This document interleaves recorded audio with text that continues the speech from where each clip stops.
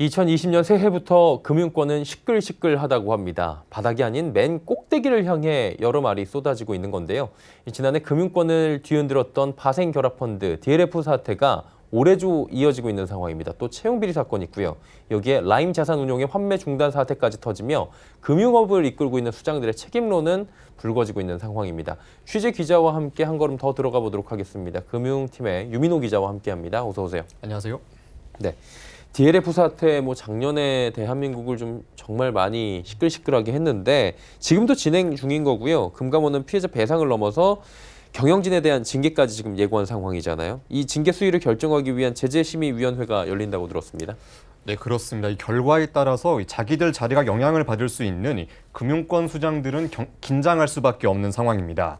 내일 금융감독원은 DLF를 판매해 투자자에게 막대한 원금 손실을 안겨준 우리은행과 하나은행에 대해서 제재심의위원회를 오전 10시에 열기로 했습니다.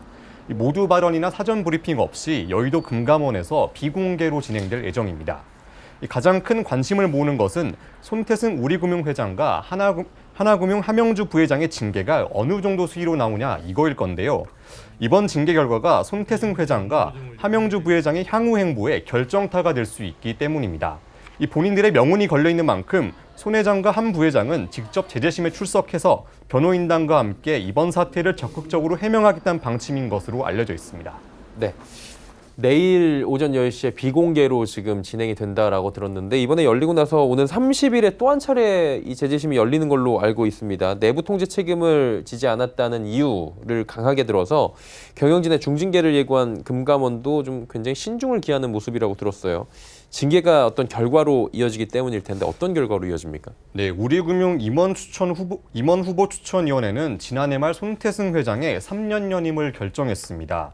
제재심을 코앞에 두고 리스크를 안고 있음에도 이 지주사 전환을 성공적으로 이끈 이 손 회장의 공을 인정한 겁니다. 이 문제는 손 회장이 두 번째로 취임하게 되는 시기가 이 3월 전이라는 건데요. 이 금감원은 손 회장에게 중징계에 해당하는 문책 경고 이렇게 예고한 상황입니다. 이 중징계가 확정되면 남은 임기는 마무리할 수 있지만 이 3년간 금융권 취업이 막히게 되는 건데 이 두 번째 임기가 시작하기도 전인 이번 달에 이 두 번의 제재심을 열고 이 중징계가 확정이 되면 이 회장직을 이어갈 수 없는 상황이 이 최악의 경우에는 오게 되는 겁니다. 일단 연임이 확정돼 있는 상황인데 징계를 받게 되면 연임을 할 수 없는 상황이기 때문에 굉장히 지금 속내가 복잡할 것 같고요. 하나금융 같은 경우에는 함영주 부회장이 있는데 이분이 징계 대상이에요. 이건 어떤 영향이 오는 겁니까?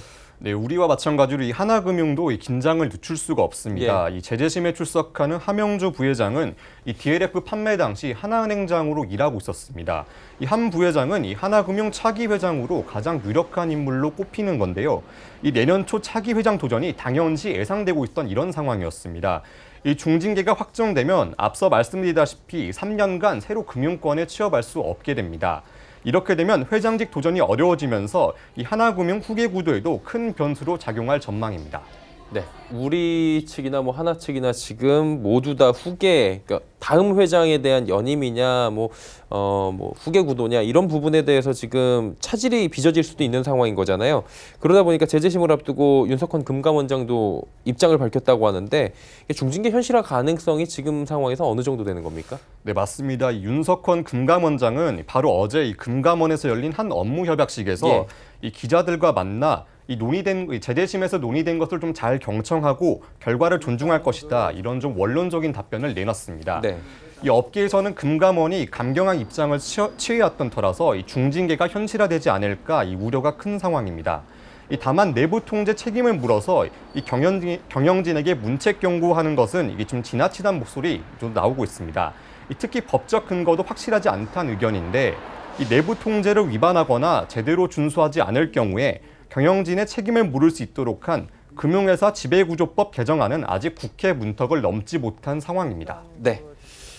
DLF 사태가 아직 끝이 안 났고요. 이 부분과 관련된 지금 중징계가 나올지 CEO 리스크에 대해서 우리 쪽과 하나 쪽을 좀 짚어봤습니다. 시선을 좀 돌려봅니다. 채용비리와 관련돼 있는 쪽도 있어요. 신한금융지주인데 조용병 회장 1심 선고가 이제 곧 있는 거죠. 네, 조용병 회장도 좌불안석입니다. 신한금융회장 조용병 회장은 이 채용비리 1심 선고가 영상에서 보신 것처럼 오는 22일 예정돼 있습니다.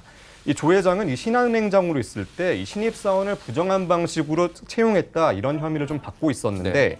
이 검찰은 조 회장에게 이 징역 3년과 이 벌금 500만 원을 구형한 상황입니다. 이 신한은행 내규를 좀 살펴보면 이 금고 이상의 형이 확정되면 향후 5년간 이 임원진이 될 수 없다 이렇게 좀 명시 규정돼 있습니다. 이 다만 시간은 좀 조 회장 편이다 좀 이런 평가가 나오고 있는데. 네. 이 재대심에 따른 징계 결과는 확정이지만 이 법원의 1심 판결은 최종 판결이 아니다. 그렇기 때문에 이 확정 판결 받을 때까지 이 회장직을 수행하는 데는 좀 결정적인 장애물은 되지 않겠다. 약간 그런 좀 평가가 나오고 있습니다. 1심도 있고 뭐 항소도 할 수 있고요. 시간이 조금 길어질 수 있고 그때까지는 회장직을 충분히 유지할 수가 있다라는 부분인 것 같습니다. 우리 하나 신한금융 쪽까지 CEO 리스크 지금 쭉 짚어봤고요. 라임 자산운용 때문에 요즘에 굉장히 또 시끄러운 상황이에요. 이 환매 중단 사태가 겹쳤는데 은행권에는 이건 어떤 리스크로 또 작용을 할까요? 네, 안 그래도 DLF 수습하느라 지금 진땀 빼는 은행들이 이제 라임 자산운용 이 환매 중단 사태를 맞닥뜨리게 됐습니다.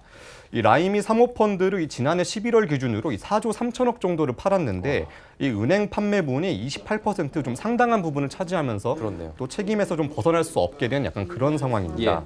이 투자자들은 나 금융직도 잘 모르는데 이 은행 직원이 아무런 설명도 없이 가입시켰다. 이 원금 보장된다고 말했다며 좀 불안전 판매를 주장하고 있는 그런 상황입니다. 이 가뜩이나 앞서 말한 것처럼 이 CEO들이 금융당국의 중징계를 받을 가능성이 높아진 상황에서 내부 관리 감독에 심각한 구멍 뚫린 거 아니냐 이런 지적이 나오고 있는 이유입니다. 예. 일단 뭐 DLF 사태하고 라임 사모펀드하고 닮은 점은 불안전 판매에 대한 논란들이 지금 있다라는 부분인 것 같고요. 은행에서 팔았다라는 공통점이 좀 있는 것 같습니다.